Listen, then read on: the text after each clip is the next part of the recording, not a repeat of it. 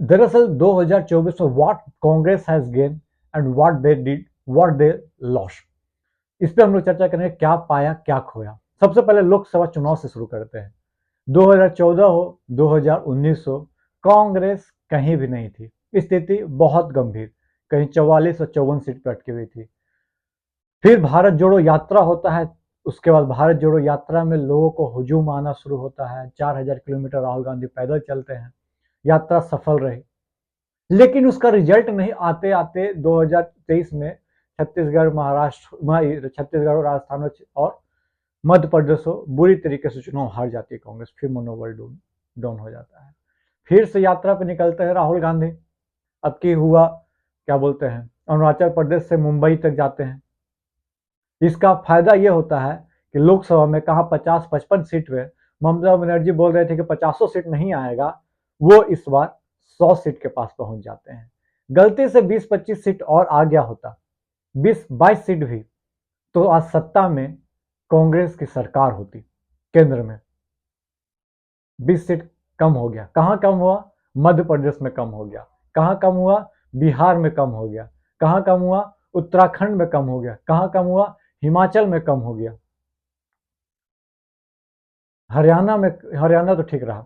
दिल्ली में एक भी सीट नहीं आया। ये सब जगह बहुत ज्यादा सेटबैक रहा कांग्रेस के लिए। ये तो अच्छा रहा लोकसभा चुनाव में।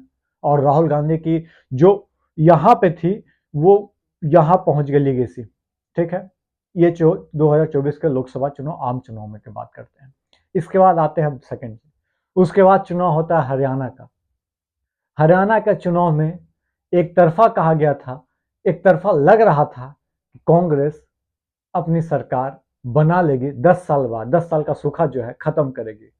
लेकिन खाना जो है यहाँ आते आते किसी ने छीन लिया है। ना ना ना, खाना कहाँ से खाओगे? और सत्ता हाथ से आते आते मुंह को लगने वाली थी, उसको छीन के लेके चला गया बीजेपी के पास। और फिर इन लोग हाथ मलते रह गए। पहला ह्यूज लॉस कहा जाए, सेटबैक कहा जाए, तो गलत नहीं होगा कांग्रेस के लिए। सेकंड सेटबैक की बात करें तो आपको आ जाता है महाराष्ट्र। महाराष्ट्र में इनका प्रदर्शन बहुत अच्छा। हरियाणा पहले बता दें तो लोकसभा में 5-5 था, 50-50% दोनों को मिला था। विधानसभा में स्थिति 40 पार नहीं हुआ कांग्रेस। अब आते हैं महाराष्ट्र में। महाराष्ट्र में एक तरफा बीजेपी को हरा दी थी कांग्रेस लोकसभा चुनाव में। विधानसभा चुनाव होता है तो एक तरफा हार जाती है। हार का जाती है, एक छोटका को बस लाइएगा ना, टेम्पू, उसमें अट के विधायक चल जाएंगे, इतना कांग्रेस के पास विधायक है बस। ये स्थिति है। 288 सीट में 50 सीट भी यदि कांग्रेस मिलकर, गठबंधन मिलकर नहीं ला रही है, तो इट्स सेम, टोटली सेम कहा जाए तो गलत नहीं होगा। अब इसके पीछे अलग है कि पैसा बांटा गया, ईवीएम का घोटाला हुआ, फलना हुआ, ढकना हुआ, ये इस पे चर्चा नहीं करेंगे। झारखंड जीतती है, बहुत अच्छे मार्जिन से जीतती है, इसके लिए उसके बधाई भी। जम्मू कश्मीर में जीतती तो है, लेकिन सत्ता में, सरकार में नहीं आती है, मतलब पार्टिसिपेट नहीं करती है, कोई भी मंत्री पद नहीं लेती है। क्योंकि जीतती का नाम है कि जीते, सब तो उन लोग लेके गए हैं, अब्दुल्ला साहब। तो कांग्रेस के लिए हरियाणा जीत गई होती तो शायद उसके लिए साल भी बेमिसाल होता, लेकिन हरियाणा हारने के बाद कांग्रेस का साल बेमिसाल नहीं रहा। पहली बात।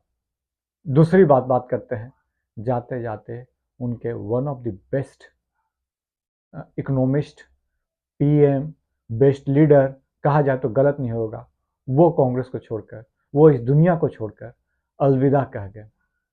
डॉक्टर मनमोहन सिंह की चर्चा कर रहे हैं। आंखें नम हो गई। दिल्ली में बादलों का कहर, और बारिश हुई, और राहुल गांधी की भी आंखें नम थी। जहां साल के शुरुआत 24 में सोनिया गांधी हंस मुस्कुरा रही थी, तो 24 के अंत आते आते मनमोहन सिंह के जाने से बहुत बड़ा झटका भी लगा।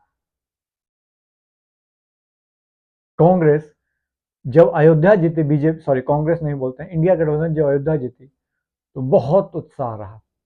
प्रियंका गांधी, गांधी फैमिली की दूसरी, मतलब कि मेंबर, भाई बहन, अब दोनों पार्लियामेंट में गदर मचा रहे हैं। अडानी के मुद्दे पे मोदी को घेर रहे हैं। अब तो कहा जा रहा है ये भी कि कुछ दिन बाद उनके बेटे को भी पॉलिटिक्स में न ले आए, सॉरी बेटे हो न हो, रॉबर्ट वाड्रा जी ना आ जाए, देखते हैं। लेकिन कांग्रेस के लिए, और सबसे बड़ी बात है, 1 साल एक्सटेंशन भी मिल गया आपको मल्लिकार्जुन खड़गे जी को। तो कांग्रेस के लिए साल मिला जुला रहा, ऐसा नहीं कि बहुत ज़्यादा अच्छा बहुत ज़्यादा खराब। कांग्रेस 100 सीट पे पहुंच गई, बहुत बड़ी बात है। मजबूत विपक्ष पार्टी हुई, विपक्ष पार्टी मजबूत हुई, इसलिए बहुत सारा बिल जो है पेंडिंग में चल जा रहा है, जो बिल शायद देश के हित में ना हो। मैं ये जज नहीं कर सकता, लेकिन जहां तक लगे जो बोलते हैं उनको बाहर कर दिया गया। वक्फ बोर्ड डब्बा में चल गया, यूसीसी का पता नहीं है, वन नेशन वन इलेक्शन डब्बा में बंद है। मजबूत विपक्ष होने का यही कारण है। चलिए, इसमें हम बात किए आपको कांग्रेस की। जय हिंद, जय भारत। आपका 2024 कैसा रहा, प्लीज कमेंट बॉक्स में कमेंट करके बताइएगा।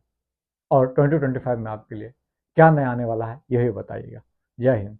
क्या सोच कर रखा है, कल क्या आप रिजोल्यूशन लोगे, ये भी कमेंट बॉक्स में कमेंट करके बताइएगा। जय हिंद, जय भारत दोस्तों।